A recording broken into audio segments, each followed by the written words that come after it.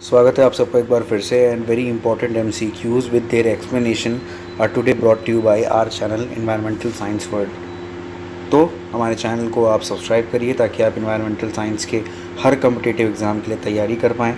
Telegram channels को join करिए, description में है लिंक। पहले क्वेश्चन पे आते हैं टाइम बिना वेस्ट किए। तो choose the incorrect statement on wind energy. तो विंड एनर्जी के क्वेश्चंस हैं। पहला है state of Rajasthan has highest wind energy potential followed by Gujarat, Maharashtra, Tamil Nadu. India fourth highest wind install capacity है वर्ल्ड में। और ये जो मिनिस्ट्री है न्यू एंड रिन्यूएबल एनर्जी की, इसके कुछ इंस्टॉलेशंस और गोल के बारे में बताया गया है। तो यहाँ पे देखेंगे कि पहला जो स्टेटमेंट है उसमें क्या गड़बड़ है। तो पहले स्टेटमेंट में गड़बड़ ये है कि the state of Rajasthan highest wind potential नहीं है।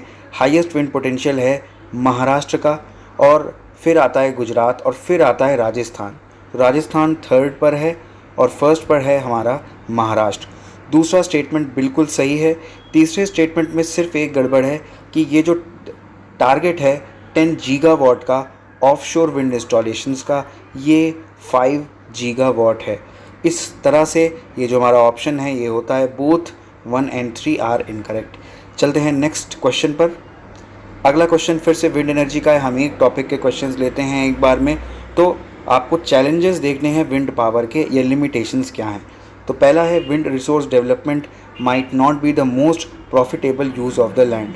मतलब अगर उस लैंड पे आप खेती करते या इंडस्ट्रीज़ ग्रो करते तो वो ज़्यादा प्रॉफिटेबल होता। दूसरा है concerns exist over the noise produced by the turbine and visual impacts to the landscape. Landscape में जो बदलाव होता है वो भी हानिकारक है। और तीसरा है जो बर्ड्स मरेंगी उस टर्बाइन्स के फ्लाइंग करने से। तो क्या ये तीनों विंड पावर के सच में चैलेंजेस हैं या नहीं हैं, तो आपको बताने हैं। तो all of the above correct होगा, यानी option D, these all are the challenges of wind power. तो यहाँ से आप नोट्स ही बनाते जाइए, जो ऑप्शंस हैं उसके बाद आप नोट्स भी यहाँ पर सर्कुलेट कर सकते हैं। देखिए ऑफ शोर ऑन शोर बार बार आ रहा है, मैं आपको ऑन शोर बता देता हूँ। ऑन शोर का मतलब है जो हमारे क्या होते हैं लैंड पर विंड टर्बाइन्स लगाए जाते हैं, और ऑफ शोर का मतलब होता है जो पानी के अंदर लगाए जाते हैं। ठीक है, चलिए क्वेश्चन पे आते हैं। तो ऑफ शोर विंड पावर का क्वेश्चन है। पहला है ऑफ शोर विंड फार्म्स अगर आपको लगाना है तो 200 नॉटिकल माइल्स होना चाहिए शोर से, यानी कि हमारे नदी के तट से, और 100 फीट डीप होना चाहिए ओशन में।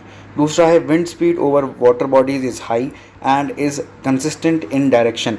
और तीसरा है ऑफ शोर के जो CUF है कैपेसिटी यूटिलाइजेशन फैक्टर, ये ऑन शोर से ज़्यादा होता है। तो देखिए इसमें सिर्फ जो फर्स्ट स्टेटमेंट है वो थोड़ा सा गड़बड़ है। तो ये आपको ऑफ शोर का एक क्राइटेरिया भी पता लगा। ये जो 100 फीट डीप है ये होना चाहिए 50 फीट डीप। बाकी इसमें सब कुछ सही है। ये विंड स्पीड जो होती है वाटर बॉडीज़ की वो हाई होती है, कंसिस्टेंट होती है, इसीलिए ऑफ शोर को लगाया ही जाता है। और कैपेसिटी यूटिलाइजेशन फैक्टर भी ऑन शोर के मुकाबले ऑफ शोर का ज़्यादा होता है। तो ऑप्शन सी यानी कि 1 इज़ इन करेक्ट। अगला देखते हैं renewable energy and solar energy पर है। तो क्या ministry of new and renewable energy nodal agency है? दूसरा इरडा जो है Indian renewable energy development agency, ये क्या कोई नॉन बैंकिंग फाइनेंशियल इंस्टीट्यूशन है? और सृष्टि जो स्कीम है क्या उसका फुल फॉर्म है sustainable roof top implementation of solar transfiguration of India. मैं बार बार आपसे कह रहा हूँ इनमें बहुत सी नई चीज़ें हैं, आपको नए नोट्स बनाने ही चाहिए। तो देखिए ये सभी स्टेटमेंट्स करेक्ट हैं। तो option D all of above are correct, ये सभी सही हैं। बहुत ही इंटरेस्टिंग क्वेश्चन है। सोलर पार्क्स को मैच करना है लोकेशंस के साथ। तो देखिए रीवा जो है वो आता है मध्य प्रदेश में, और भदला जो है वो आता है गुजरात में। ये सब के सब न्यूज़ में थे, और मैं चाहता हूं कि आप कमेंट्स में बताएं कि Kamuthi solar power project and Galibidu locations में कहाँ पर है। That is all for today. Thank you and have a nice